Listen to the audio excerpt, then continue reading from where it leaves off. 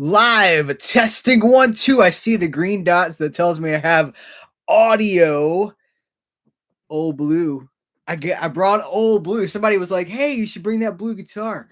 I don't know. Here's the thing that I'm wondering about. By the way, how's everybody doing? Let me straighten my beanie here, my MVD beanie. What's going on, everybody? We are going to be talking about, in the last one of these that I did, it's like, wasn't it over a couple of dozen releases? It was like two dozen releases, something like that. We got 4, and they're all in the thumbnail. I do have a few things otherwise that we could talk about. Here's what I want to know. If I play a chord on this, is it going to come through? Because I feel like there's software here, like there's a thing to Dave. Dave, don't watch in a moving car. If you're in a moving car, I hope that you're not driving. Dave said he was watching in a moving car. I hope that he's in the passenger seat. Conan the Barbarian. Will you be able to? Do you guys hear this? One chord. But sometimes these things cancel out music notes because it's like, no.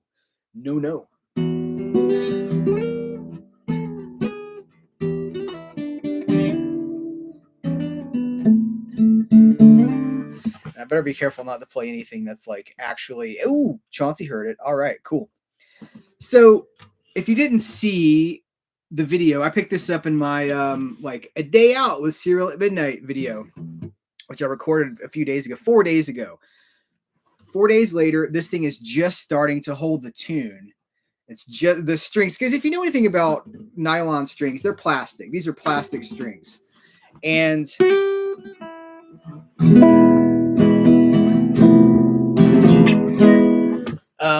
they stretch, and so when you put on new nylon strings, they don't last.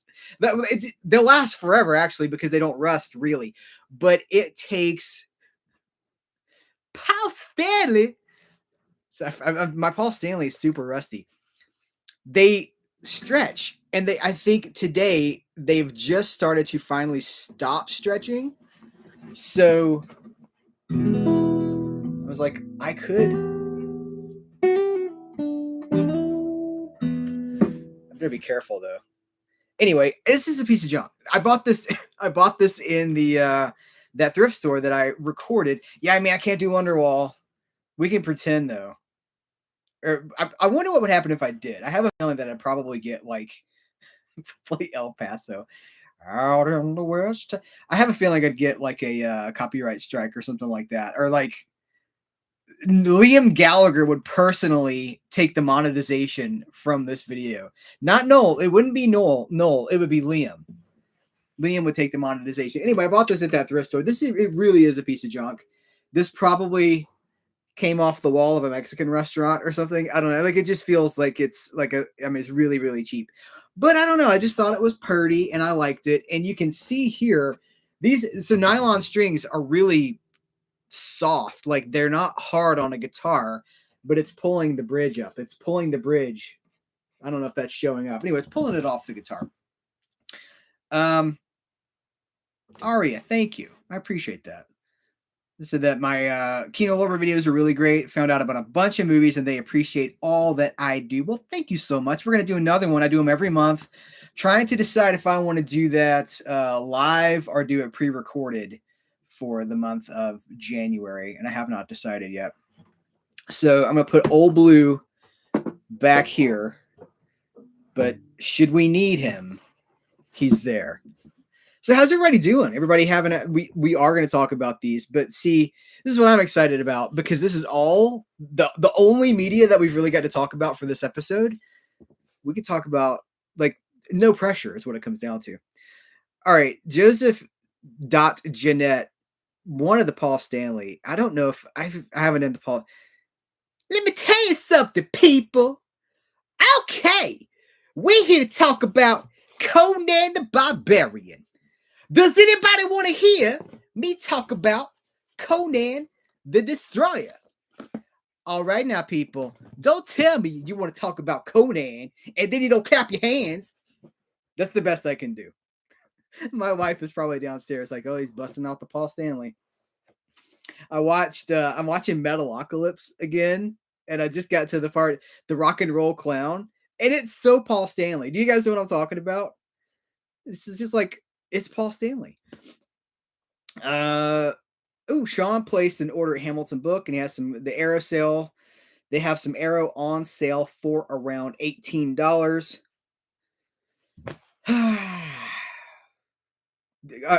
You guys are already talking about. All right, thanks, Joseph. Let's launch into it, you guys. We're already talking about Conan. Everyone wants to talk about Conan. So these are amazing. I mean, they're amazing. Dr. Roxo, that's right. Dr. Roxo. I'm not going to say what he says because I don't want to.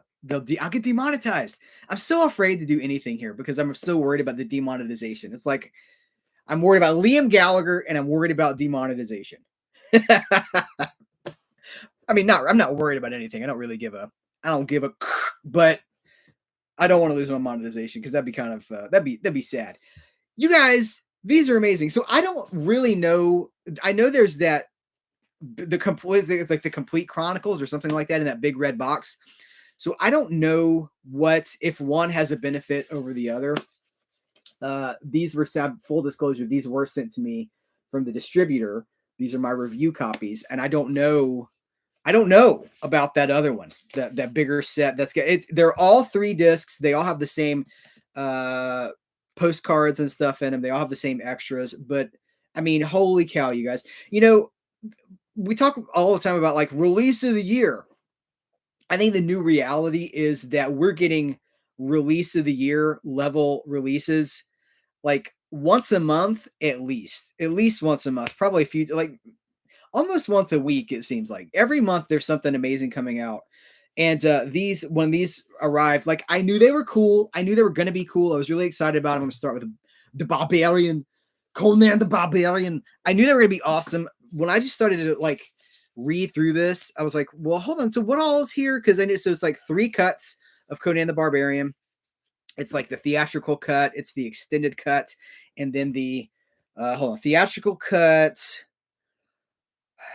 it's all on the 4K disc too. It's one 4K disc, seamless branching. Theatrical cut of 127 minutes. The international cut at 129 minutes, and then the extended cut at 130 minutes. I knew that was going to be awesome. And then I started digging into the special features here. I was just like, what? And then I was like, release of the year. But then I was like, it's January. We're probably going to have like 12 more of these. It is incredible. So I will tell you guys, I did not watch the full movies for these. This is a thing that you should know. And I think probably a lot of you do know. Reviewers usually don't watch the whole movie, which is why when there are certain issues that pop up, the reviewer didn't catch it, because if you're getting 100 releases a month, you're not watching the whole movie. You're jumping around to see scenes. You're looking, okay, there's a day scene, there's a night scene. What's the grain like? All that stuff. So that's what I did. My time. So I had these for a day. I've had these for 24 hours. I jumped into the special features because that's what I was most interested in. I was like, okay, is it an upgrade for Blu-ray? Because it almost always is, right? That's the question of like, is it worth an upgrade? It's always worth an upgrade, except if I mean, let me clarify. 4K is almost always okay. 4K for a movie shot on film, 99.99% of the time will look better than the Blu-ray. How much better? Not much. Not much. This is a really cool cinematic upgrade over the Blu-ray. It does look better. It looks cleaner, clearer. Cleaner is not the right word. Better saturation. The Dolby Vision, the HDR gives it nice color depth. But it's like Conan was never the kind of movie that you're like, come look at how visually beautiful this is. It's always been kind of, it's very grainy, first of all. I've already seen somebody complaining about the grain. Because here's what I know. As much as I love grain, people hate grain, especially younger people that have grown up in the HD movie source. Didn't you post screenshots and somebody was like, it's super grainy? Like, I'm seeing this all over the place. People are like, grainy. Griff, there's no unboxing. These are hard. They are hard boxes. and we're about to take a tour of these box sets. So I lost my train of thought. What was I talking about? Oh, it's always an upgrade, but it's like, how much of an upgrade is it? And 4K, so like VHS to DVD was huge. DVD to Blu-ray, pretty big. Blu-ray to 4K, it's the enthusiast thing. And that's why I'm not going to get into the why no 4K thing. That's why, like, it's 4K is for the enthusiast. It's for the cinema freak who really cares about the film grain, you know, the color spectrum and all that stuff. And that's not most people. This is the new standard. This is the new de facto for the Conan films. They look really, really, really cinematic. I'm not even going to say they look good. They look cinematic. They look like projected film, which is what I want from a 4K. I say that because it's not what everybody wants. Some people want it to be really smooth, and that is not my jam. But I started diving into the special features on these things last night. And I was like, man, it just goes on and on and on. They got new interviews. First of all, they carried over that 2000 documentary that was on I guess that was the DVD. That DVD came with a really cool booklet too. And I actually took that booklet out of the DVD when I sold it and put it in did I put it in the Blu-ray? I've carried that with me for a while. Now I don't need it because there's so much cool stuff on this one. Anyway, they got the 2000 documentary. They've got designing Conan. Okay, newly filmed interview with a production artist, newly filmed interview with a costume designer, newly filmed interview with the special effects crew members, newly filmed interview with the actor that plays the kid Conan, young Conan, newly filmed interview with actor Jack Taylor, newly filmed interview with Peck Pryor. It's a whole Blu-ray. By the way, the special features are on a Blu-ray, not a 4K. It's a Blu-ray. Let's see. I lost my place here. Let me make sure I'm not missing any scintillating conversation either. Oh, Sean, you've come around on grain?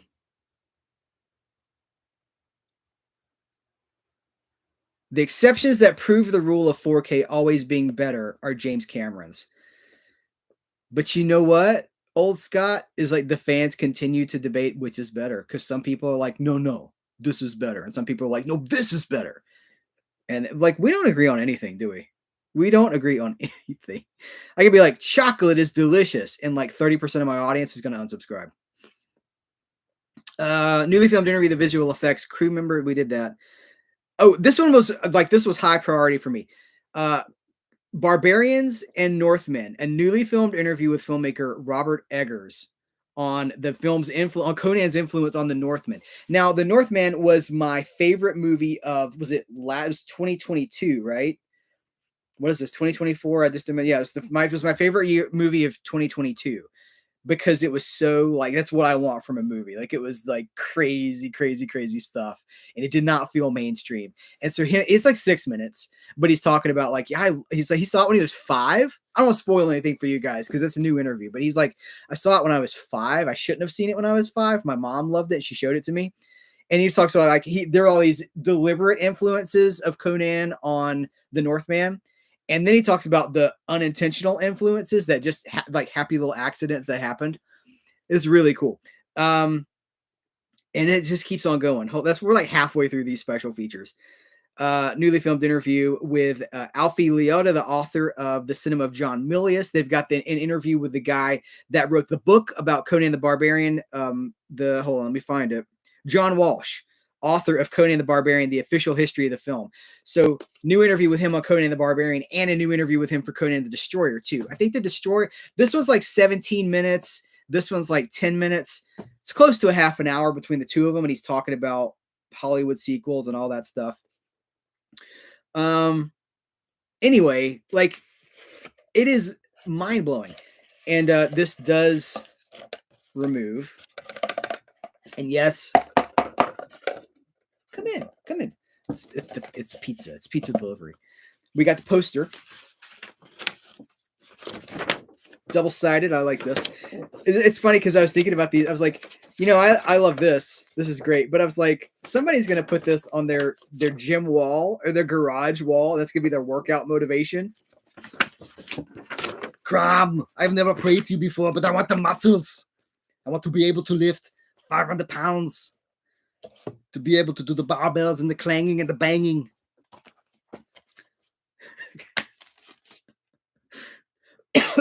hurt my throat.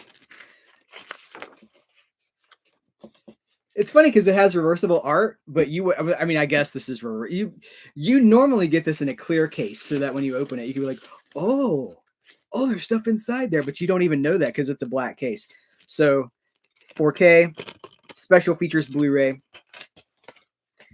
Does anybody know if there's any difference between this and like if you're missing anything, if you get the bigger, if you're missing anything or gaining anything, if you get the two collected together in that larger box set? The Northman is amazing. It's an amazing, and for anybody that hasn't seen it, whew.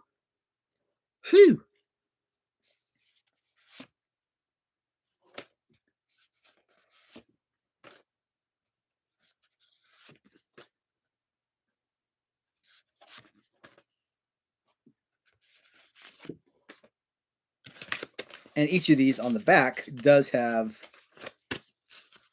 that. It's incredible.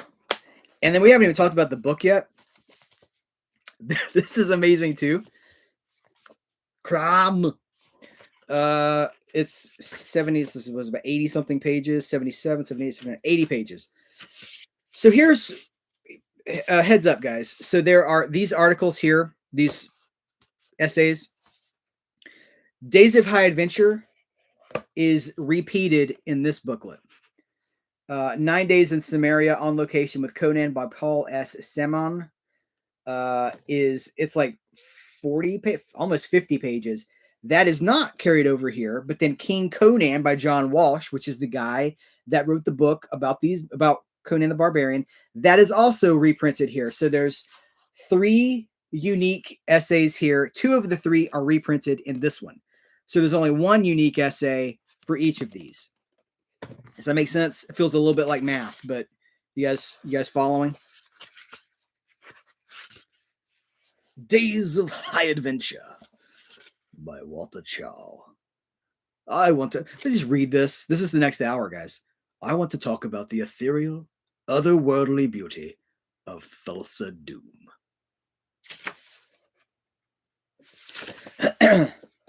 It's pretty incredible. So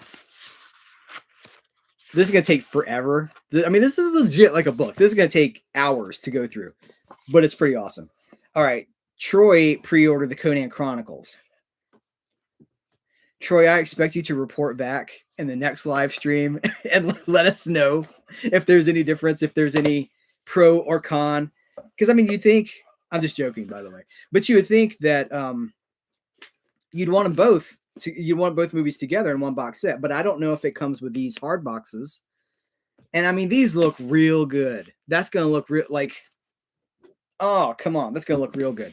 All right, let's do the Destroyer. Come on, do it. So guys, Conan the Barbarian, like we probably all love it, right? We grew up with it. We love it. It's a classic.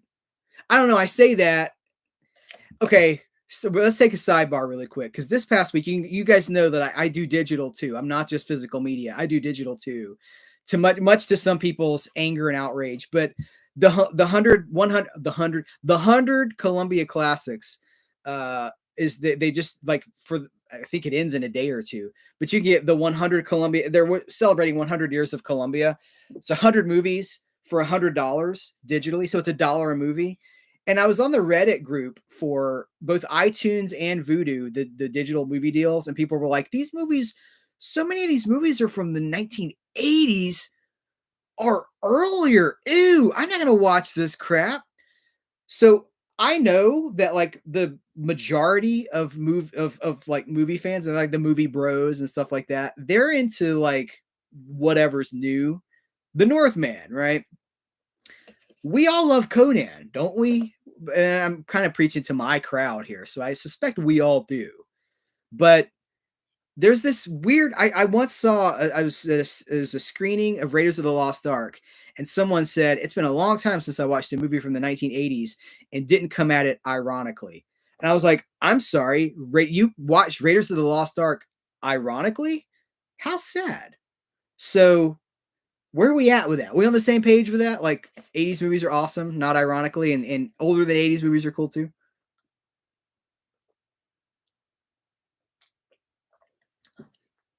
All right, let's do Conan the Destroyer. It's in the same package with another. Wow. This is another. Dude is in ridiculous shape. Ridiculous. Crazy. Crazy shape. So this one has 4 commentaries. Did I mention like the Barbarian has the Arnold Schwarzenegger? Looking for the commentaries here. Where are they? Anyway. Oh, I wanted to shout out the Conan Archives. The Conan the Archives, it's like a gallery of all the photos and production images from 2000. Conan the Musical is awesome on this. This is like everything Conan the Barbarian in one box. It's like the biggest archive of Conan related. I don't even know how to say what I'm trying to say. I just can't believe everything.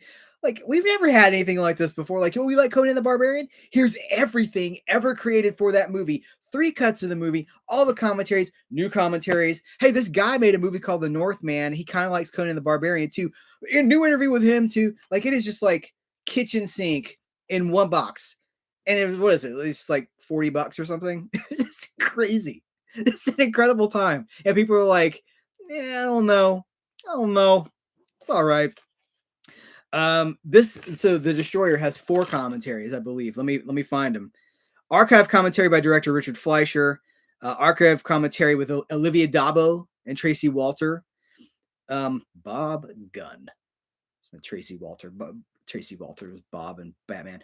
Archive feature commentary by actor Sarah Douglas with genre historians Kim Newman and Stephen Jones, and then a brand new feature commentary by genre historian Paul M. Salmon, author of Conan the Phenomenon. Newly assembled isolated score here too. So we love the music, right? To get the scores. Newly filmed interview with costume designer John Bloomfield. Dune and the Destroyer, a newly filmed interview with the art director working on Dune, and then going straight from, we're talking about like the 80s Dune, going straight from Dune to Conan the Destroyer.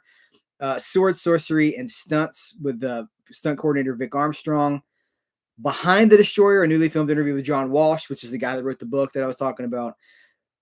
This is archival, but I love this. The official history of Conan, the making of a comic book legend. That's an archive interview with Roy Thomas and Jerry Conway, who are both like titans. Like Jerry Conway, I saw at a convention a couple of years ago. Saw him at Atlanta Comic Con. Co-created the Punisher, and then Roy Thomas is like probably the longest living Marvel historian. You know, worked at Marvel for 60 years or so. I mean, it's like, so an interview with those guys is fascinating to me. Fascinating. And then trailers, image gallery, the double fold out poster, which I'll show you in a second, the postcards. I can't believe Conan the Destroyer. Like, that's the movie nobody ever liked. Or, you know, if you did, like, you're like, you know, it's not so bad. But now everything's a cult hit. I wish there was like a little postcard of that monkey guy in the mirror room. Is it the monkey guy in the mirror room? Now I can't remember. And I'll show you the double-sided poster. Vinegar Hawk the Slayer is absolutely got to be coming from somebody. It's got to be coming. So here's the poster, the theatrical poster, whatever. And for your garage or gym wall, here you go. So when you're pumping iron and clanging and banging, you have your motivation. You could have a poster of Lou Ferrigno on another wall, and then they can talk to each other, be like, Lou, you're so puny. Stupid little, you're weak. Has anybody seen Pumping Iron? It's good. Arnold Schwarzenegger and Lou Ferrigno, and they're so competitive. Doesn't it? Yeah, never mind.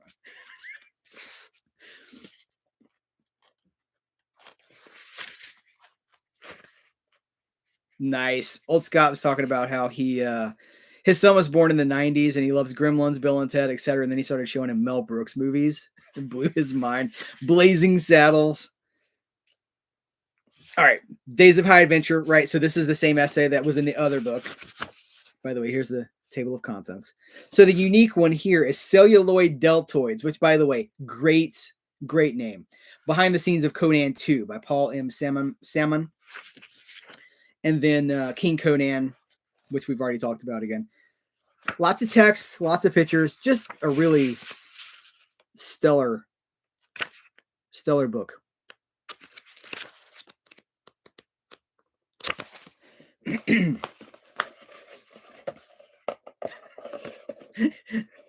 Yeah, Arnold doesn't come off great in Pumping Iron. Future Governor Arnold Schwarzenegger.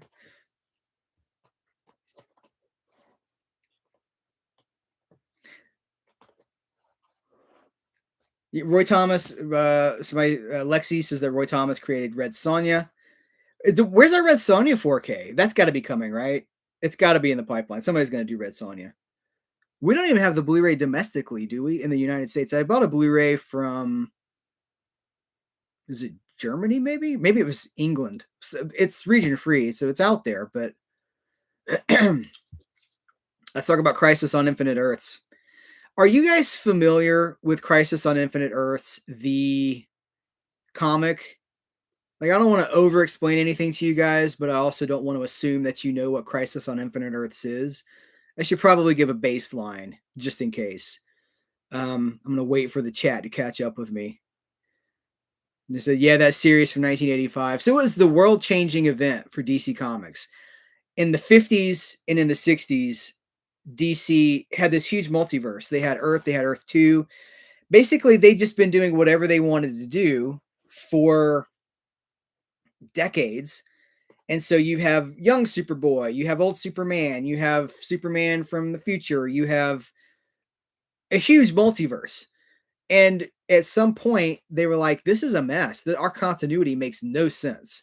So in the 1980s, they did a 12-issue miniseries, limited series. It was Marv Wolfman and George Perez, rest in peace, George Perez, to get rid of the multiverse, which is crazy now because everybody wants a multiverse. This movie wants a multiverse. To get rid of the multiverse, to unify their continuity so that you could go, okay, this is DC's continuity.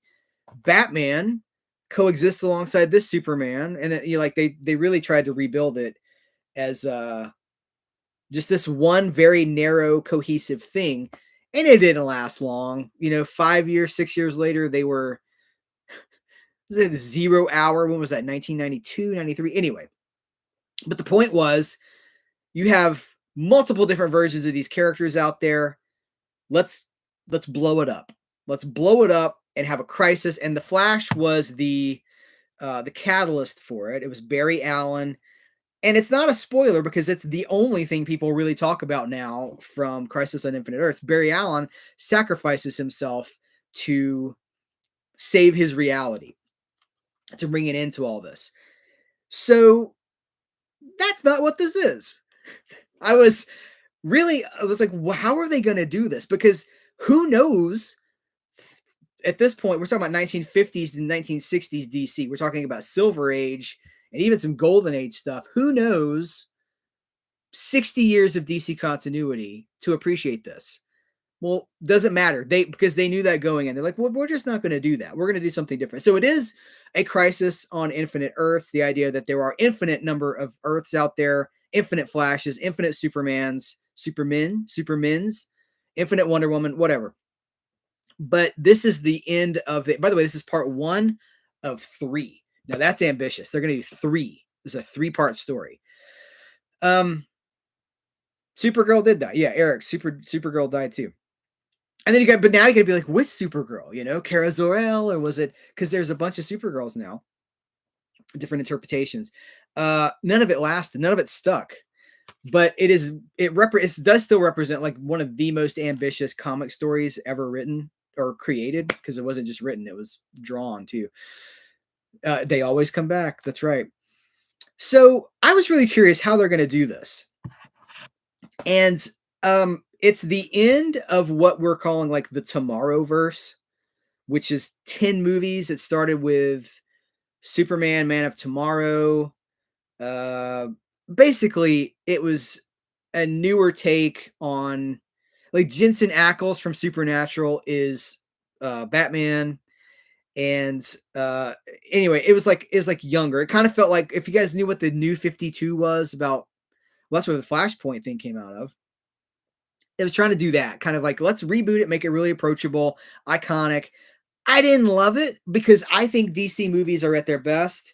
DC animated movies, uh, we've seen we've seen nothing even close to this on the big screen. The animated movies are at their best when they're adapting really great storylines. The Dark Knight Returns, The Killing Joke, which I didn't love, but I appreciate what it tried to do. The Long Halloween, which is part of the Tomorrowverse, actually. So anyway, this is like the first 50 minutes of this movie is how the Justice League formed and how Flash met Superman and like all this stuff. And I'm like, I don't need that. Like we've seen that. It's like so giving us a Spider-Man movie where we get Peter Parker's origin story again. Like everyone knows, like everybody knows there's an island somewhere in the middle of the ocean. They know how that happened. They're like, oh yes, like welcome to our island. Oh, you speak of Barry Allen and Clark Kent. Like everybody knows. So 50 minutes, I was like, boy, this is not good. Then at about the 50-minute mark, it's movie fan 91, 3 parts. Then about 50 minutes, the Crisis on Infinite Earth starts, and they start bringing in all these characters that we've never seen in one of these movies. And like, if you like the Justice League Unlimited series, not Justice League, but Justice League Unlimited, where they brought in like the Question and Booster Gold and uh, like Captain Adam? Did they do that in the series? Mr. Terrific. Like they bring in all these characters. Like the Spectre is in this thing. And it just like even just looking in the background and stuff, you're like, holy crap, there's like so and so from, it's really, really cool just to see all these characters. And then they start messing stuff up. The Earth start to have crises, right?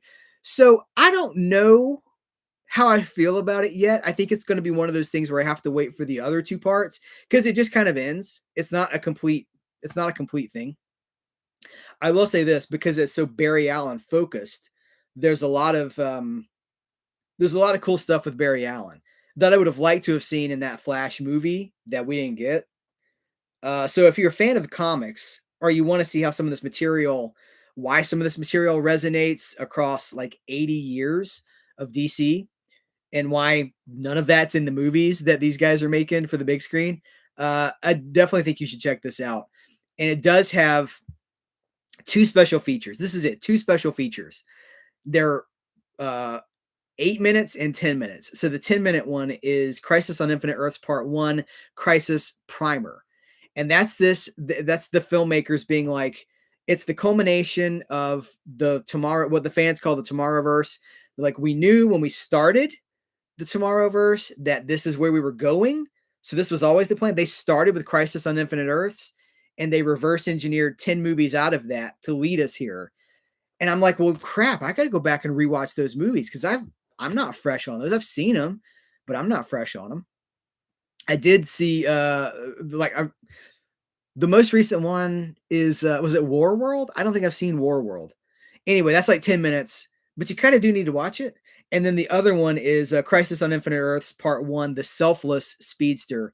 And it's just, Barry Allen, The Flash is great. We love Barry Allen. So when I got into comics as a kid, it was post-Crisis. And it was like right after Crisis. And Wally West was the Flash. And they had kind of John Byrne was doing Superman, which is like still the best Superman I've ever read in my whole life. If you want to know, if you're like, I've never really connected with Superman, check out John Byrne's run on Superman. He basically ran all the Superman family of comics for 2 or 3 years, I want to say.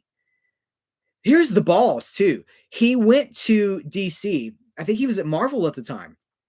Was he writing Fantastic Four at the time? and he goes, John Byrne from the X-Men, right? Chris Claremont, John Byrne, the legacy, the legendary X-Men run with the Dark Phoenix saga. So he goes, think he's doing Fantastic Four after that. He goes to DC. He's like, I'll come work for you if you let me have total control of Superman. And they're like, okay. And so he does it, and it's incredible. It's really incredible. And if you want another inroad to Superman, if you're not a huge fan, check out Superman for All Seasons, which is 4 issues. The guys that created Smallville use that. That's one of their blueprints for Smallville. It's the seasons. It's winter, spring, summer, and fall. And beautiful, beautiful stuff. Movie Fan 91, I'm so inclined to agree with you. Now, I know there's a lot of like Zack Snyder fanboys and stuff, and like whatever, that's fine. What I love about Superman, not just Superman, what I love about DC Comics, I've never seen in any of those movies. So the people that are connecting with those, I know they're not comic readers, and that's fine. Some we're gonna get somebody's gonna be like, I love the comics and Zack Snyder. Most of the time, those movies are creating their own thing. And I love comics more than I love those superhero movies. And the animation is the closest we've gotten to really doing justice to, no pun intended. Marco, which Blue Beetle? Because there's been several. I'm familiar with the Ted Kord Blue Beetle, which I think is amazing. Haven't read a lot of the, was it Jamie Reyes? Is that the new, I say he's new. He's like 15 years old. That character's been around for like 15 years. Or maybe you're talking about the new movie, which I have not watched. And honestly, I probably won't. See, Marco's like, I love Zack Snyder and the comics. I just don't see the comics in those movies at all. In fact, what they do, what Zack Snyder does to Jimmy Olsen at the beginning of that movie, I'm like, it feels like, this ain't your daddy's Superman comic. Pow, pow. It's like, okay, click, click, turn it off.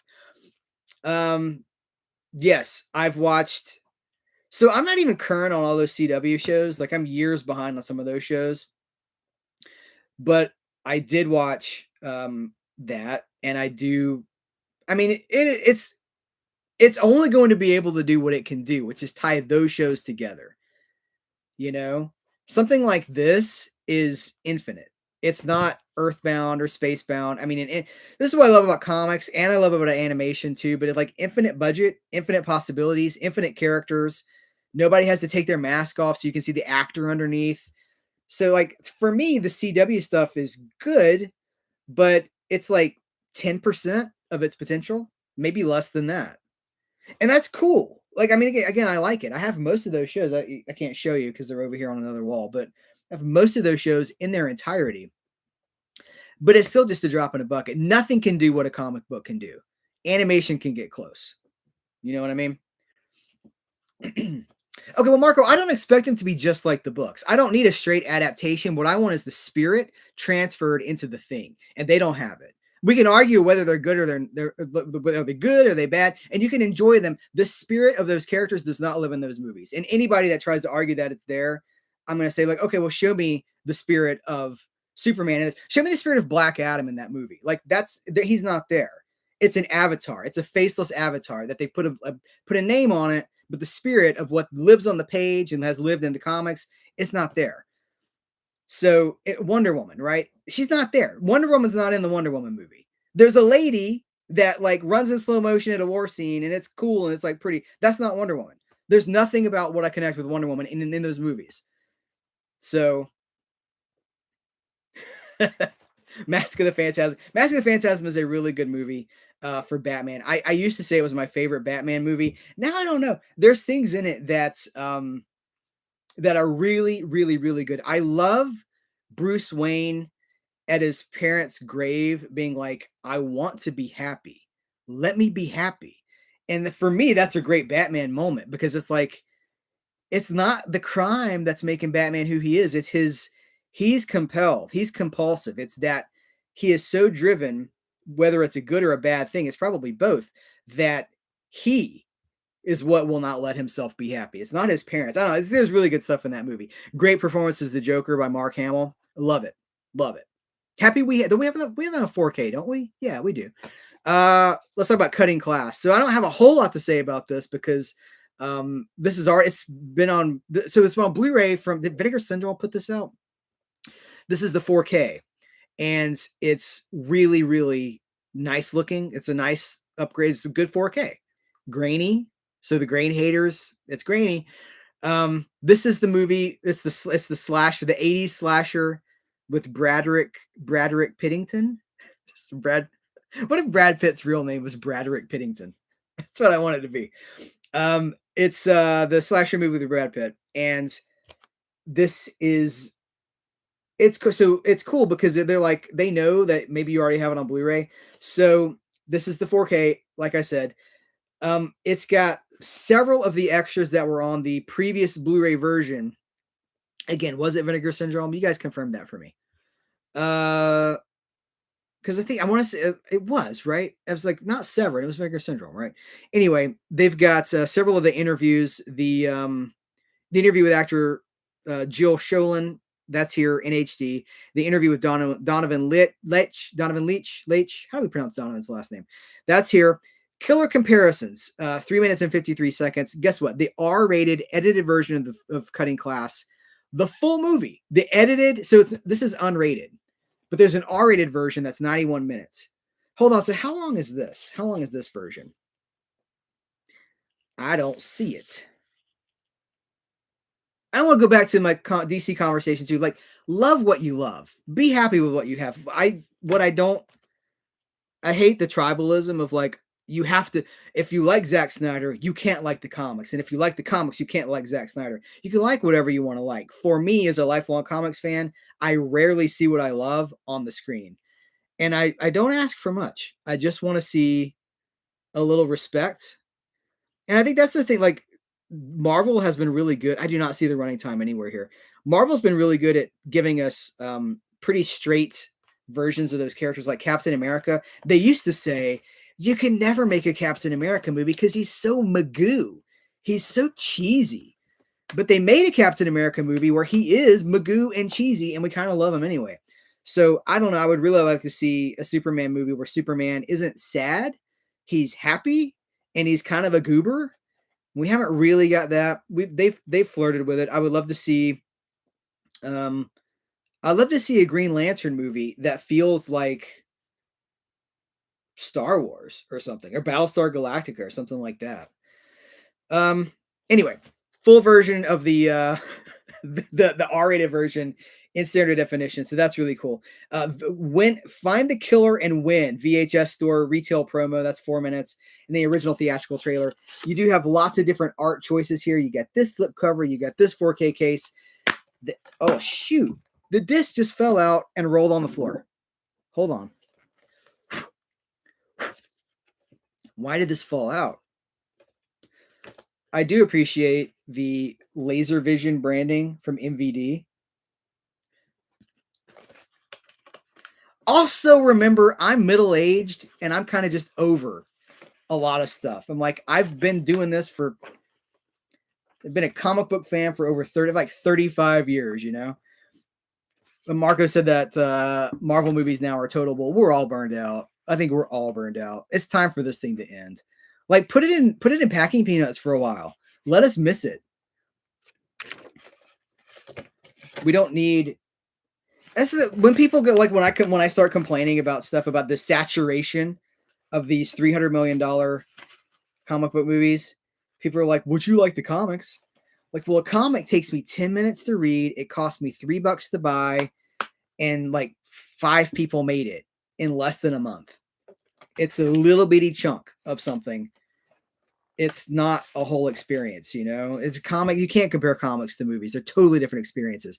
And when I get on my B movie, like, well, you don't like franchise movies. I like some franchise movies, but they're like, you don't like franchise movies, but you like all those old Westerns and stuff and those old series of movies. And I'm like, yeah, but those were made for like $200,000 in the desert by like 5 people. They're tiny, tiny productions. I just kind of resonate with the hands-on fingerprint stuff. Alex said I'm a kid to him. Well, I will take that. I will take that, sir, because I usually feel pretty old and grizzled these days. I feel like a grizzled old vet is how I feel. I've seen it all. I feel like Clint Eastwood in Gran Torino. Without the racism, I should say. Although people say like he's super racist in that movie. How does that movie end? Not with racism. Just saying. We forget the end of that movie. That's it, guys. We are 45 minutes into this live stream, and I have covered all of this stuff. Channel Star says that Disney ruined Marvel. Disney has oversaturated everything, and that's the problem. Oversaturation is the problem.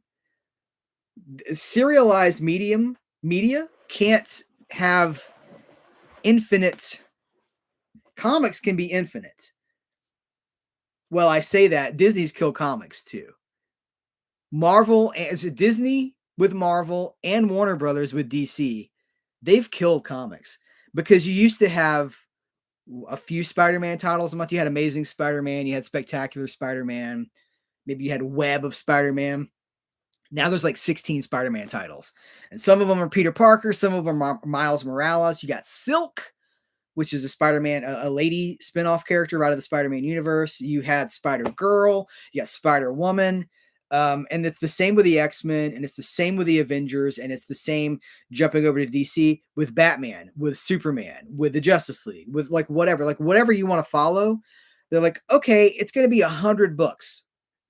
You're like, well, at $4 a pop, I'm not spending that on the story. And so oversaturation is a huge problem right now. Not just with comics or with media or with like everything. Everything is oversaturated right now. Which I think is one of the reasons I go back to. You guys watch my Gene Autry video? That's one of the things I said in that. It's like I like this singing cowboy from the 1930s to the 1950s who made Rudolph the Red-Nosed Reindeer famous. I'm like, this feels fresher to me than like the new Star Wars thing because it's not oversaturated. It's so approachable. It just feels small. I don't know how else to describe it. It just feels small, kind of like a secret. It's not overexposed. It's not exposed at all. I get a lot of joy from that. And like when Imprint puts out these film noir sets or the Republic Pictures box set, it's not Republic Pictures, but the Tales of Adventure box set that has a lot of old Republic Pictures in them. I'm like, these movies are just they're being discovered again, you know? We're just at the beginning of the conversation with those. And if you see them, they're 80 minutes long and they're fun. And then you can go like, that was kind of weird when the monkey shot the gun and then swung on the vine and then jumped into the pool. And they were like, what's with the monkey? Like, it's just a whole different thing. And everybody's not talking about it. Nobody's angry about it on Twitter. So I don't know. You guys want to see the thing that I've like my most recent collection thing? I have it here. It's I'm gonna tell you it's Western related. Let me know if you want to see it. I'm not gonna force it on you because I might get a future video out of it. But it is like I'll show them that this is where I'm at with my collection right now. You better believe I'm getting the Colt 45 series, Chauncey. Wait, you just deleted it. Did you delete it because it was Cold 45 instead of Colt 45? I knew what you meant. Cold 40. It's Lando. Billy D with his Cold 45. So Cold 45 sounds kind of like a Vengeance paperback series. No one could stand against his Cold 45. The Killing, Sterling Hayden. That's a good one. Crazy Joe is here. What's up? Yeah, Chauncey, I am definitely going to be getting the Cold 45. The Cold 45. You didn't make me do so. Okay, here's the thing with Crazy Joe is like I tweeted about they in the credits for the Crisis on Infinite Earths movie, they credited it. This is based on a graphic novel by Marv Wolfman and George Perez. And I was like, well, pet peeve already because it wasn't a graphic novel. It was 12 comic book issues, not counting all the tie-in stuff. But it was like it's 12 comic book issues. It's a pet peeve of mine when people call comics graphic novels. A graphic novel it's a very different thing. A graphic novel is a self-contained novel in graphic form. Collected editions are not graphic novels. They're collections of single issues of comics. Anyway, I was doing it on my phone while I was watching the movie, and it auto-corrected Marv Wolfman to Mark Wolfman. And I was so embarrassed that I thought people didn't know. They would like, Heath doesn't even know that it's not Mark, it's Marv. And I was like, crap. So I just deleted the whole. And Joe pointed it out. Is why he was like, I'd be more upset that they credited it to Mark Wolfman, and I was like, no, that's my mistake. So don't think twice about it. I was just embarrassed because I was like, I know who it is, but it looks like I look like an idiot. So I deleted it. All right, somebody said they want to see what I got. Right? I went, you guys want to see what I got? So we're not going to talk too much about this, but so following on my Gene Autry thing, I have been in a mode to track down all of the Red Ryder movies. Now, Red Ryder, yes, A Christmas Story, Ralphie's BB gun. The BB gun was from the Red Ryder movies and the comic strip. So Red Ryder in the 40s. I think A Christmas Story takes place in 1940, doesn't it? I think it's 1940. And because they're like Wizard of Oz is huge, and that's 39. So Red Ryder was a comic strip, and it was so successful that they made these movies out of them. And this is it. This is all of the movies. I have now got all of the Red Ryder movies. It started with a serial, The Adventures of Red Ryder. Donald Red Berry. You see, Red is in quotes because he was Red Ryder. So that's like Don. You see old westerns with Don Red Berry. The red is because he played Red Ryder in the very first Red Ryder serial. And then there are 12 volumes of movies. Wild Bill Elliott, who's super gritty. Wild Bill Elliott's the real deal. He's Red Ryder. This is little Robert Blake, future murderer Robert Blake, billed as Bobby Blake. Little Bobby Blake, future murderer, little Bobby Blake. Anyway, Beretta, who we're talking about, in case you know your history stuff. So anyway, I've been tracking these down. Most of these are double features. The last one is a triple feature. And I tell you guys this because they are hard to find. And if you want them, like, I'm not trying to promote FOMO or like fear purchases. If you want them, I don't think anybody cares about them, and they're going out of print. So they're from VCI. I should be like, hey, VCI, put them out on Blu-ray and I'll do commentaries for them. Yeah, they call Watchmen a graphic novel too, because they want to sell that trade, that hardcover of the trade paperback, which is still, isn't that still like the best-selling DC trade paperback or the best-selling DC collected edition every single year? I think that's true. Watchmen is their highest selling collection every year after year. Just Blu-ray. Why no 4K? I know, right? Source material is probably like 360p. And and why no 4K? Oh, good guys, what a 4K? And somebody's gonna go like, they could upscale it to 4K. Ugh. Could you imagine? One of the things that I'm learning, I mean, I knew it, but one of the things I'm learning about all these old westerns that I like, that I'm getting into, is that in the 50s, they were sold to television. And like most of the movies are like 60 minutes, 65 minutes. They were part of a double bill. Why no beta? They were part of a double bill. And, or like, I just watched an episode of Leave It to Beaver because I'm doing Beaver. Let me clarify. I'm watching Leave It to Beaver on Blu-ray. I was gonna say I'm doing Beaver on Blu-ray. That's something else. And there was an episode where they were at the movies for 6 hours, and their dad's like, "You were at the movies for 6 hours?" They're like, "Well, there's a lot of stuff, Dad." So, hold on, we got some stuff happening here. So, bear with me. All right. You'd be at the movies all day. You get like multiple features, you get cartoons, serial chapters, all that stuff. So when these movies went to television in the 50s, because that's what happened, is all these old movies, all those Paramount movies that Universal owns, that's how Universal ended up owning them. Like when Kino Lorber puts out the new film noir set, Film Noir, The Dark Side of Cinema, is it 16? Those are Universal movies from Paramount. And they got them because in the 50s, Universal wanted movies to sell to television, to show on television, because they were selling all these shock theater packages with all the Universal monsters and stuff. They wanted some like thrilling noir films, and they bought hundreds of Paramount films, just bought them. So now they're controlled by Universal, but Universal didn't make them. Anyway, I digress. So they take these movies and they cut them to 53 minutes. They don't cut prints of them, they cut the original source elements to 53 minutes and throw the extra footage away. So you're looking at 5, 7, 10, 15 minutes cut out of these movies that was cut from the source material and then thrown away, can never be restored. What? What? It's tragic, man. So when people go, why no 4K? Just remember, we live in a world where hundreds, if not thousands, of movies don't even exist in their original presentations anymore. They ended up in the garbage and now they're just destroyed. For years, I've heard that the Hallmark had their hands on He-Man and She-Ra, and I'm like all those TV. I want to say it's like GI Joe and Transformers and He-Man and She-Ra, and they made standard definition prints of them and trashed the source elements. I've not been able to verify that with anybody. Fans will verify that. I've tried to verify that with people in the industry. Nobody knows if that's true or not. But when people go like, well, what about, I know that a company in Germany did an upscale for He-Man.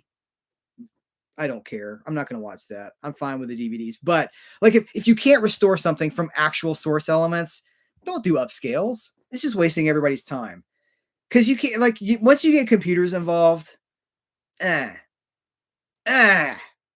grumpy old man again. Okay. What are y'all talking about? This is David Zaslav. Oh, yeah. You know, it's so funny because David Zaslav came in. He's the third guy there now in the last 3 years, I guess. And he was like, I'm so committed to movies. I love classic film. And then everything he does proves the opposite. And he hired those people to rejuvenate. He hired 2 people to run the theatrical movie division and like rejuvenate it because Warner Brothers is kind of in the toilet, like across the board. So oh my mind, this is my ADD, guys. It's going 1,000 directions. Matt Patterson, I talked to Matt Patterson from Warner Archive, formerly of Warner Archive. He was talking about David Zaslav. He's like, the conversations that these companies are having are what are our franchises because that's all they want. They want franchises. They're like, how can we leverage Harry Potter? The story's told. No, more Harry Potter. So we've got all these like Fantastic Beast movies now, or whatever. The Wizarding World. I don't even know. Like Dumbledore's Boudoir. The secrets of Dumbledore's Boudoir. And how can we leverage Lord of the Rings? They want to just keep digging in franchises.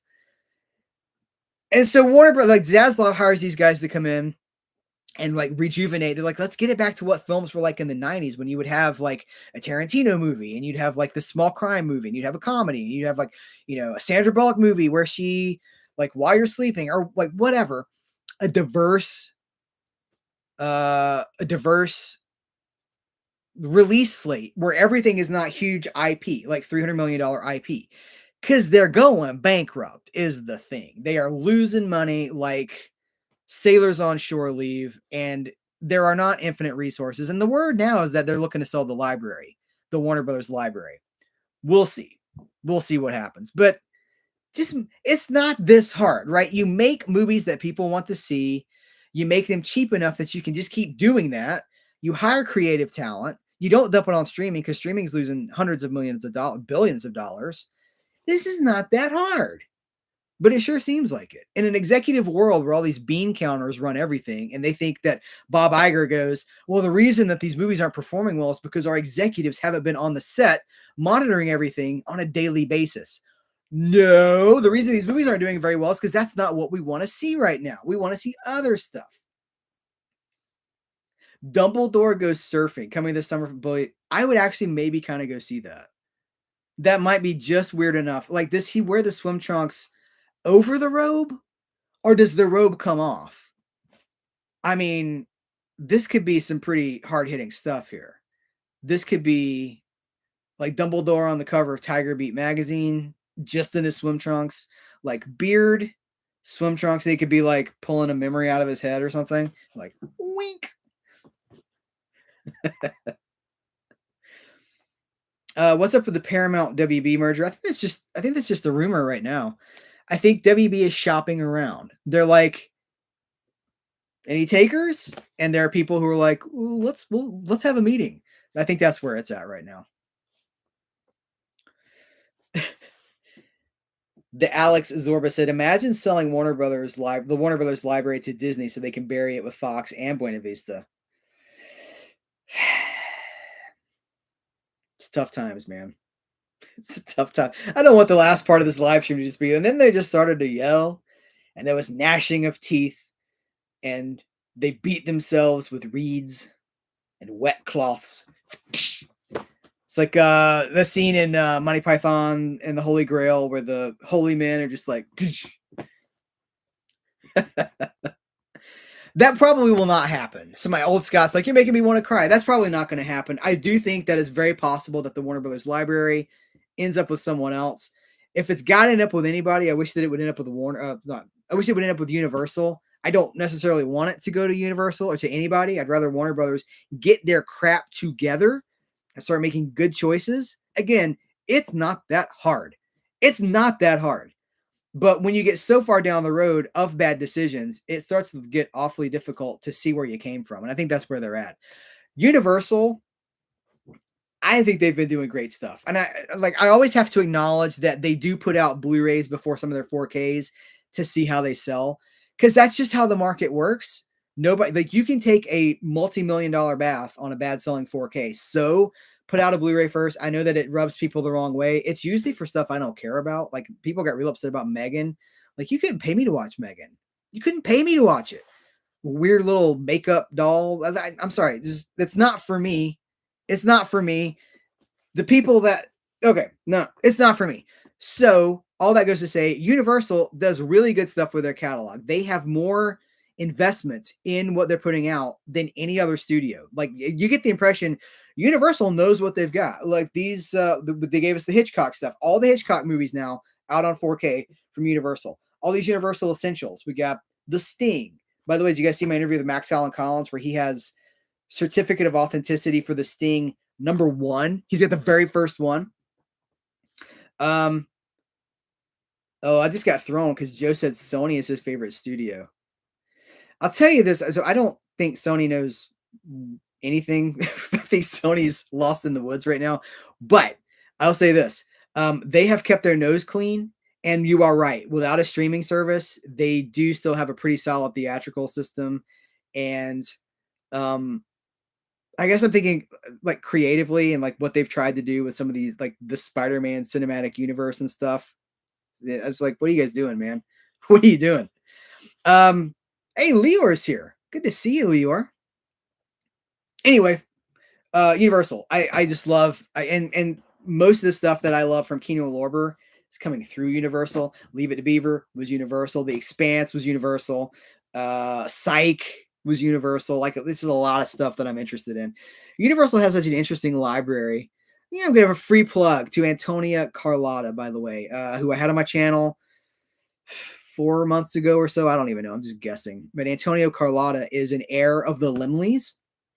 And she has a YouTube channel that digs into Universal history. But check out my interview with Antonia Carlotta, and we kind of get into Universal and their shepherding of the legacy of, this is the studio that created the monster movie as we know it. They created the horror movie as we know it. So,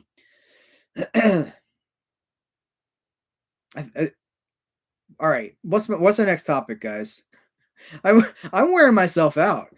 Like, and then another thing. I need a box to stand on, a soapbox to stand on. You know what, though? I'll say this. I'm always honest with you guys. I always tell you exactly what I think. I don't pull any of that. I don't play nice just to be approachable or palatable to monetization or whatever. Like, I'm always going to be true to who I am. And the good news is I'm a pretty nice guy, right? So even if I don't agree with you, I will disagree kindly, which is important because who really agrees with everybody most of the time, right? We disagree more than we agree, but you do it kindly and you go like, this is entertainment. It doesn't matter. This doesn't actually matter. People went really nuts over Megan. Yeah, I don't know. More power to him, whatever. Well, Joe, you have really incendiary opinions though. You know? I mean, and that's fine. I'm not calling you out on any of them, but like you have really minority opinions and like you should absolutely be honest about what you think. But if you because your opinions are often so far afield of the vocal majority, people are like, What is he talking about?" Like you like the Star Wars movies that people like the least. But again, like that's you, and you have got like we have got to be honest. We have got to be true with ourselves. Because once you start compromising what you believe for views, it's over, man. People can see through that crap a mile away. They can always tell if you're being disingenuous.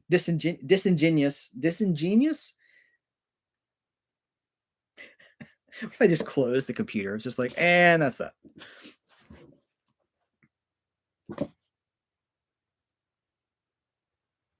Whoa, whoa, whoa, whoa, whoa, whoa. Channel Surf, by the way, YouTube member. Thank you. YouTube member of Serial at Midnight. He's seeing those exclusive videos that I put up once a week. I was hired at Warner Brothers 30 years ago today. Restoration and preservation of sound for the library. I recorded the audio for the launch of DVD and the start of Warner Archive. Love this stuff. Are you still at Warner Brothers now? Were you able to keep your job in the bloodbath of 2020 and the continuing bloodbath over the last couple of years? I will wait for I'll wait for we stop the live stream while we wait for the reply. Disingenuous. That's thank you. You know what's weird is that sometimes when you're doing these live streams, you get so focused and like, well, I got to talk. I can't let there be dead air. That words you should know, you just can't think of. You guys listen to it was the Strike Force 5, the pandemic show from no, it wasn't the pandemic. It was during the strike. Jimmy Kimmel, Jimmy Fallon, Seth Meyers, Stephen Colbert, and John Oliver started a podcast and they tell anything and everything. It's like they're talking about guests that they're like they don't like Jim Belushi was a weird guest that picked fights behind stage and stuff. But one of the things that came out of it is that most of them, no matter who their guest is or how famous their guest is, they have that guest's name taped somewhere. Because once that, like if you're live, I'm telling you, it's like spinning plates. It's a whole different skill set. It's like you're not just talking anymore. And if you're on a track and if somebody's like, yes, but what did you think about blah blah blah? Like I live and breathe movies, and somebody can be like, "What did you think about that 1938 movie?" Blah blah blah, and I'll know that movie, and I'm like, "That was what was that again?" So you'll forget your name, you'll forget like what time it is. So disingenuous, yes, that's the word. Thank you. Um, Still on the books, but chose to stop going in when George was let go. Just waiting for my birthday to retire. Well, congratulations on making it through. Um, Thank you for your work on that stuff too. I mean, you're one of the people keeping this stuff alive. We need people like you, and it's a shame that like thousands got fired from Warner. I mean, the people that were working at Warner, but Matt Patterson. This is not speculation anymore. I think I can say this because I said it. My interview with Matt Patterson, I was like, "You made millions of dollars for Warner Archive, and they fired you." Like Matt Patterson was the co-host of the Warner Archive podcast. He was one of the guys that was like marketing and like figuring out this stuff, how to get it out there. One of a small team at Warner Archive and got fired. And then the dude, George Felsenstein, running Warner Archive, coming from MGM and like decades and decades of film knowledge and passion and history, and he gets fired. You really do start to see that these people that are making these decisions know nothing about movies. They don't care about movies. They're completely uninvested. Movies are an asset. They're a widget to be sold, and the value outside of their widget nature is meaningless to these guys. So when a Bob Iger or a Bob Chapek or a David Zaslav or a Jason Kilar or whoever comes in, I mean, it's like the new boss, same as the old boss. They don't care about movies. They don't care about art. They just care about making money, and they are getting rich beyond our wildest dreams. Did you guys see that Bob Iger got a pay raise last year? Like Disney let all these people go. They cut the budget. He got a raise. What do we do? We just stop going? I don't know, but if you love movies, you want to watch. I mean, it's a catch 22 because if you stop going, you stop supporting the creators. You stop supporting the actors and the performers that you want to see. No message is a good message. There's no winning. It's a catch 22.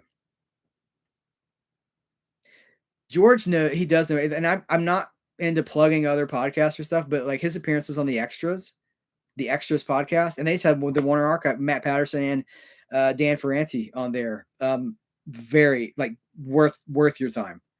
I need to reach out to George and see if I'd like to talk to him. I don't want any scoops. I don't need any scoops. I just like to talk to him about his love of movies and his history with home media. Do you watch the Criterion Closet pickups? No. Criterion is so far up their own butt that they don't need me. You know, they didn't get here by themselves, but you'd never know it. Like, look, I like some of the stuff that they put out. They do some good work, but Criterion is probably the most disconnected from us as the fan base of any studio. The arrogance behind those people, and I've had a little bit of communication, incredibly arrogant. They will only retweet celebrities. They only invite celebrities in. I love Criterion releases. I hate the elitism. So when I started talking about Criterion and their elitism problem, people got really upset. But it's true. And I think we're seeing it more and more. Kino Lorber made Criterion irrelevant, is what happened. All those movies that Kino Lorber put out on 4K that Criterion has put out on Blu-ray, Criterion could have put out the 4K. They could have. They just didn't. They didn't see the changes in the market coming. I don't know. They remind me of the people that have like balls and stuff where you dress up in a tuxedo and you invite all your fancy friends, but you don't want the help to come in because they're, oh no, we only want our friends here. That's what Criterion feels like to me. So, and look, if anybody from Criterion is watching this, come talk to me. I've emailed you multiple times. I would love to talk to someone there at Criterion about what's going on, about your work. I've covered some of your videos, covered some of your releases. I've gotten like my Bruce Lee. I put up a video for the Bruce Lee box set a few years ago. It got like 50,000 views in 2 days. I sent you that coverage. You didn't write me back, Criterion. You don't need people like me, I guess. But keep inviting those celebrities into your closet. Keep separating yourself from your fan base. Keep making the gap between you and the people that support your business. Keep making that as wide as possible, and we'll see how that goes. And you can keep laying off people like you have to do to pay the bills. But I'd love to talk to you about it, so let me know.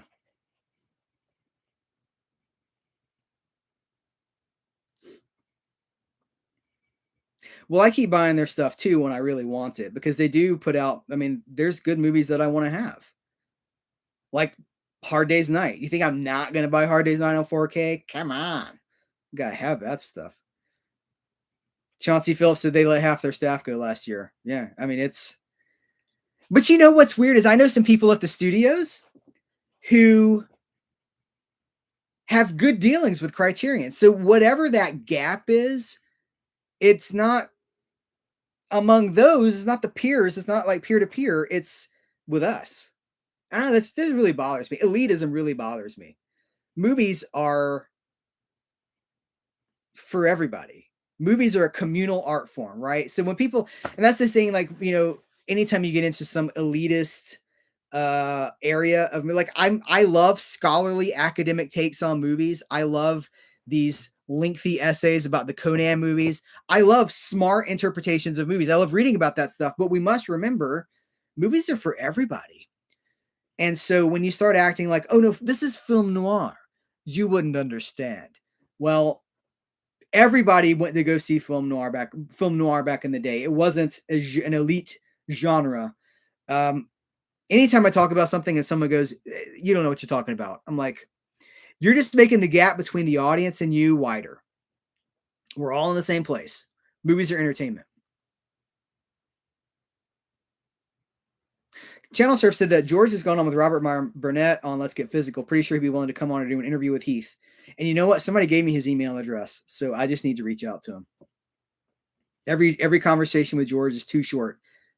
Channel Surf says, yeah, he just knows so much, and he loves movies, especially MGM movies.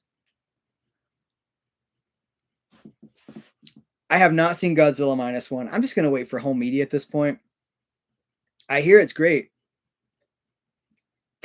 Gary Richardson said, after that, don't expect your phone to ring. Haha. It wasn't ringing to begin with. They have, like, what's crazy to me is that this platform it's pretty big, you know, like I'm able to reach people and I want to reach people. I want to have interviews. Like if Criterion came onto my channel, that's good for Criterion. It's good for their business. It's good for sales. And you see, I've talked to just about everybody. You know, I mean, I'm friends with most of these people, like MVD. You know, Kino Lorber. Too many to name. Like, when I want to know something, I've built a relationship with most of these people. I can just ask a question, and they'll tell me because they know they can trust me. Because I'm not a poser. I've done the work. I'm here, like trying to be a journalist and do good stuff here. And to just not even get an email back, I'll tell you something. I'm telling tales out of school now too. Thanks, Channel Surf. I appreciate you being here. Um, Someone at a studio vouched for me to Kino Lorber. They were like, "You really should connect with Heath," and that was that. No reply. And I want to be very clear. I'm not like, don't you know who I am? Because that's the opposite of what I'm saying. But like, at least email me back and be like, that's not what we're looking for at this time or something like that. But I really think that we're seeing companies that don't want to be associated with the fans. They just want you to shut up and buy it. Shout Factory wants you to shut up and buy it. Shout Studios, I should say. They don't want your opinion about stuff. They just want you to shut up and buy it. Buy it 3 times. Hey, we'll put it out multiple times and you can buy it. Buy it again. Here's the steelbook version. And I've reached out to Shout Factory and I can't get the time of day from them. They do not want to talk to us. They want nothing to do with us. And I don't mean me, I mean us as a fan base.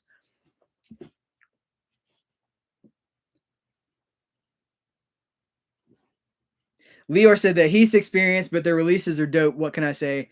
The work's good. Criterion work is good. Aside from the snafus that they had with their first 4K releases that had some problems and had to be corrected, their entry into 4K was not seamless, but they do good work. And I will continue to support their releases for the things that I really want to get.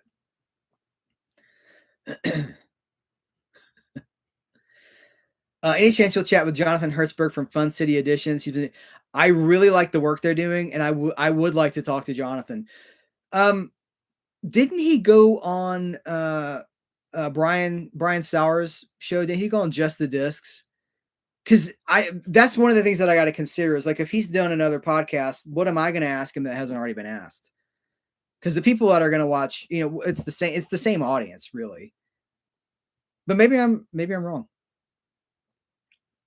Thank you, Gary. Those Frank Tarzi interviews are amazing. What I love about Frank and what people consistently say about Frank is like he just tells it like it is, which is what I appreciate about him because like clearly I'm kind of a no filter guy too. He'll just tell you like, oh, that didn't sell. And I'm like, can you tell me if so and so is going to come out? He's like, no, because we put out blah blah blah and it didn't sell. Nobody bought it, so why should we sell it? I'm like, I appreciate that. That's refreshing to me. Just a solid New York guy telling you what he thinks about stuff. Meanwhile, doing incredible work month after month. Caveman movies and more. So please hit the like button for this groovy cat. I should say that please do subscribe to Serial at Midnight. Please do hit that like button. It does make a difference. Why do I tell you to subscribe? Because YouTube's algorithm, more than ever, is just wonky. They're going to show you stuff from like a year ago. You know, I went this past week, a video came up in my feed. It was like a virtual tour of the Roman Empire. And I was like, oh, cool. It's like VR. Like it looks like they'd reconstructed Rome. And I was like, I'll check that out. Now, that's all that comes up in my YouTube feed. It's like historical videos and medieval videos and videos about Rome and videos about Pompeii. And like, that's it. And it's not new stuff. It's stuff from like a year ago or 5 years ago or whatever. And like, that's the algorithm. So you got to fight the algorithm. That's kind of what I'm doing with my channel when I'm going to thrift stores and buying guitars and like making videos about old Westerns and stuff is I'm fighting the algorithm because it just wants to control. and I will not have it. Nobody's going to take control of my channel. Have I ever covered the 4K of Touch of Evil? No, I have not. I recommend that movie, though. And if you're going to watch it, the 4K is a great way to do it.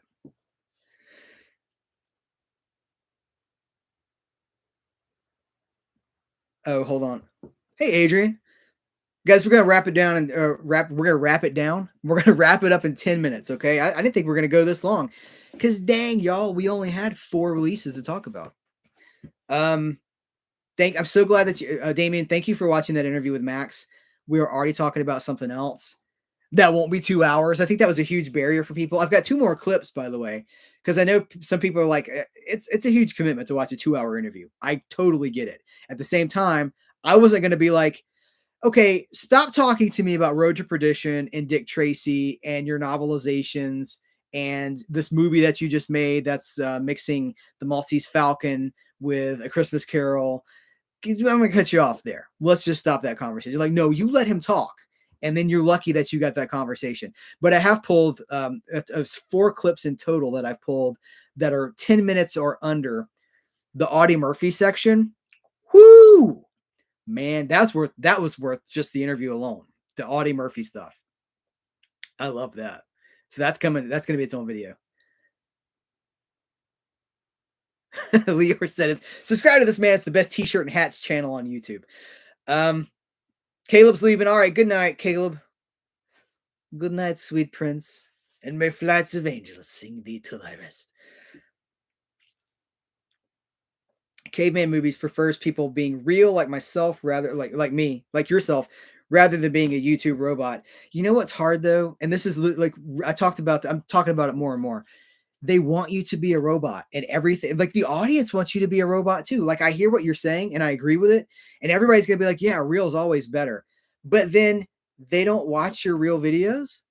You know, like so the first of the year, 3 weeks ago, I made a video. I'm like the future of cereal at midnight. And I'm like, I'm tired of serving the algorithm. I'm tired of making haul videos. I'm tired of making new release videos. I want to do weird things. I want to do like chase my passion. I want to talk about Red Rider, man. I want to talk about Don Red Berry, baby. And people were like, you do you and we will follow you. So for the last 3 weeks, I've been doing me and people are not following me. So they say people say one thing, they don't do it. Now you guys are here and I appreciate that you're here, but it's really hard to capture the audience without tricks. I feel like I have to trick the audience into watching the video with some clever thumbnail. I can't just be like, I'm going to go eat Mexican food. Come with me. I'm going to go eat Mexican food and play my Spanish guitar. I have to trick people into watching whatever I want to talk about. So it's discouraging, but I have got here's what I've learned. It's like the support of a core group, which is you, is so much more important than it's not a lack of support, but the casual views, more casual views. Like if I can get 10,000 views on something that we don't really care about, is that better than 2,000 views on something that I do really care about? I mean, I don't know. It's not. It's not. By the way, Max Allen Collins watched my last live stream. He might be watching this one too. I loved talking to you. That was such an amazing conversation. And I would not have wanted you to be any briefer than you were. It was a thrill. And one of the comments that people consistently left in the comment section of that video was, I could have listened to this for 10 hours. And I could have talked to you for 10 hours. But we're going to do more stuff. We'll do more stuff. This is but the beginning. All right. I'm falling behind on you guys. And we got like 6 minutes left. Thank you for watching that, Greg. I really appreciate it. Yeah, somebody said, let's get those likes up. Cereal at Midnight's like a secret. I mean, it's not a secret because obviously there's 36,000 subscribers to this channel, but it feels like a secret in some weird way. So I don't know. I don't know what to do. And like 2022, 2023, you saw me trying to bring this channel to a larger audience. And I got more subscribers, but at what cost? At what cost? I do not know who owns the Brave Little Toaster. I thought, is that Disney? I want to say that's Disney, but that's just off the top of my head. David appreciates that I don't use rampant profanity. Yeah, I wouldn't feel comfortable doing that. I want everybody. I mean, people watch these videos with their kids. Good night, Aria. Thank you so much for being here. Best kept secret. Let's make it not a secret. What do we do? What do I do? I don't know. How do we take this channel to the masses? I said this in the last live stream. Like the people that watch this channel, people at the studios, people that work for them. I'm not talking about like physical media people. I'm talking about people at studios. Directors watch this channel. Writers, screenwriters watch this channel. But I still feel like a secret. Like I want jobs. I want to be able to do this on a wider scale. Give me a Roku channel or something. Give me like, somebody was like, when you go to the movies and they're like, hey, coming up, this fun film from 1956 was a blah, blah, blah. They're like, you could be that guy. I could be that guy. How do I become that guy? I'm manifesting it to the best of my ability, but I don't know how to do it. The mayor, I still can't believe all those 45 records you found the other day. It broke my heart to see them just thrown in a box. I know. And stuff I didn't show. So there was the Love and Spoonful. You didn't have to be so nice. There was the Monkees. Mike Nesmith. The Mike Nesmith and the All-Star. What was it? The All-Star National Band? Whatever. Stuff from him. There was like an early version of At the Hop by Danny and the Juniors. Like great stuff. But they were trashed. I'll tell you something else. I inherited like 145s from my wife. My wife has a friend whose mom heard that I was into vinyl and records and stuff and just gave me her records, but they're all 45s. Trashed. Just trashed. I will say that I bought the Lemon Pipers Green Tambourine and it looked rough. It plays pretty quietly. It plays pretty well. There's not a whole lot of noise. There's a little bit of noise at the beginning of the build with the B-side, which is an unreleased, it's a non-album track. So I was really happy with that. But so I don't know if that, I mean, I know they're made out of, they're not as delicate as traditional vinyl is. All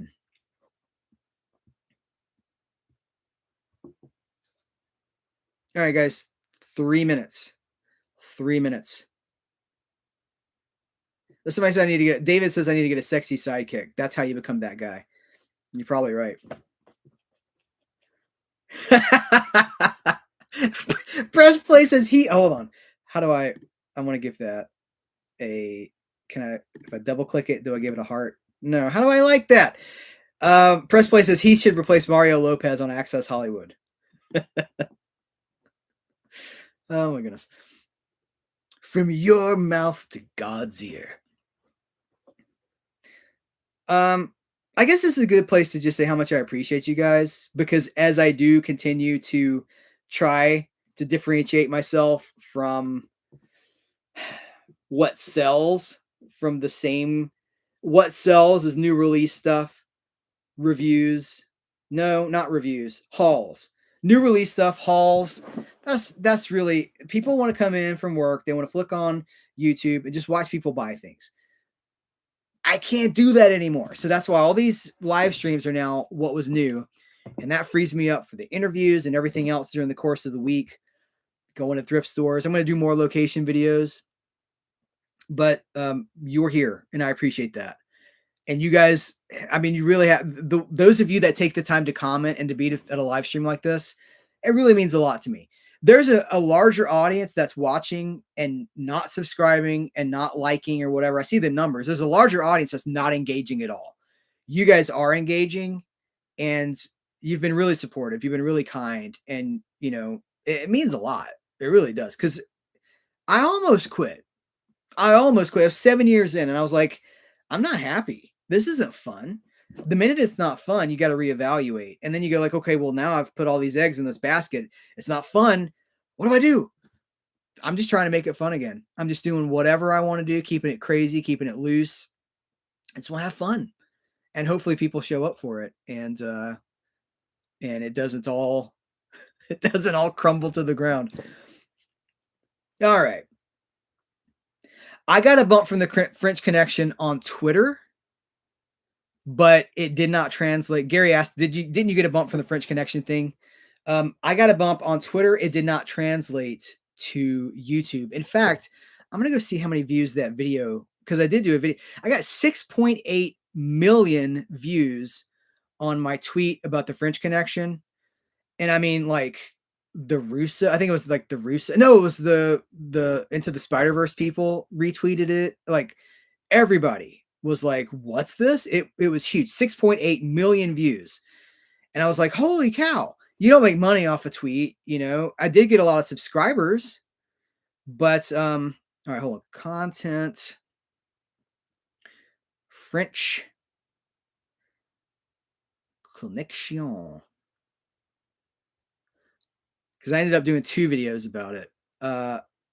It got 15,000 views, which other channels are getting. Like other channels can fart in a jar and they get 15,000 views. So, and then I was like, okay, then Friedkin died. And I was like, well, we're not going to get an answer on the French Connection now. So I made another video about like using a clip that someone sent me of Friedkin from his commentary of the French Connection, basically talking about the lines that were removed. That got 5,000 views. So no, it didn't do anything for me really. Lori, I'm not going to quit, but I just had that. I had that like existential crisis. I was like, this isn't working. This is not like it's growing in number, but they're what I like. It's the audience isn't growing with me, and there are no opportunities. You know, like I interview all these people, and I love interviewing all these people, but it doesn't lead to any jobs. It leads to very few. Like I want to host. I want to go to conventions and and like bring me to your convention. Let me interview your stars, you know, moderate panels, things like that. Like this is what I was born to do, but I end up just giving it away here on YouTube. This should be a proof of what I can do, not the totality of what I can do, you know? So I'm not going to quit, but I am going to continue to experiment with the format and just keep it fun. And again, you guys are one of the huge things that's keeping me afloat right now, because I need that support and that feedback and just people saying like, "Hey, I saw the Max Allen Collins interview and I really enjoyed it." That means a lot to me. That lets me know that like it's seen. It's not just work. So I spent hours and hours and hours editing that and putting in photos of everything he talked about. Lots and lots of work. And then I give it away. And people go, "Well, you don't give it away because there's Google AdSense." Not much. A few bucks. I'm giving it away. So, you know, I want to do what I do and not give it away, you know? All right. Well, I hate to end it like that. I hate to the way to end this is to go like, but you guys. Everything I said, but you guys. You guys are awesome. You guys are the heart of this channel. You're the reason that it continues to go. Thank you for being here. You know, I wasn't even sure about live streaming, because I was like, I had done it in the past and people just seemed unhappy, you know, it was always like, "What's your favorite movie?" And I'd be like, I don't know. I don't really do favorites. I kind of just like love to explore. I'm a seeker. I'm looking for what's out there. I'm like, okay, well, what's your favorite blah, blah, blah? I'm like, I don't know. This is so much better than that. That's because of you guys. So fartinajar.com. That's where we leave it. Fartinajar.com. Let's see how we get that fart in a jar money right here. It's Serial at Midnight. Guys, thank you so much. I'm going to wrap this one up, wind it down, put it out to pasture. Thank you guys. I appreciate you. New stuff coming this week. J.R. Bookwalter, the guy behind The Dead Next Door, behind Ozone, behind Robot Ninja, returns to Serial at Midnight for the first time in 2 or 3 years. He has gotten back into directing after over 2 decades away from it. And he's sitting down with Serial at Midnight this week. It's already recorded. I'm editing it now. Really interesting, really fun conversation. So I'm excited about that. And then we'll do other stuff too. Thank you. I'm seeing all the thank yous. No, thank you. No. Thank you. You're great. No. You're great. No, I appreciate that. You guys are really you guys are the best. Okay. Thank you guys. I'll talk to you later. Till next time. I will catch you later.